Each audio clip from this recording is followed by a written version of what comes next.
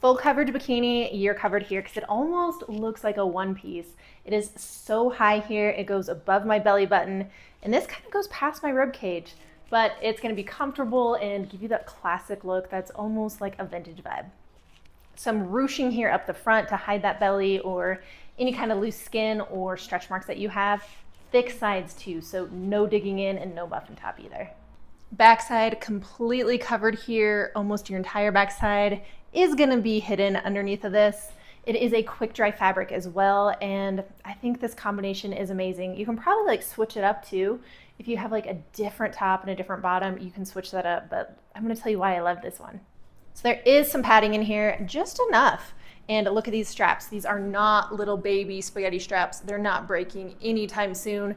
Thick on the back too, check that out. So no tie that you have to worry about somebody pulling off or it coming undone because this is one piece here. Cute little bow tie in the front, and I like this extra piece here because I feel like it makes me look thinner and it kind of hides those rolls and my rib cage. Did I mention you can adjust the strap here, and the back is pretty full brief, full coverage. This brand is known for its high quality too, so I don't think this thing is gonna fall apart after wearing it one time. You're gonna be able to wear this one for years.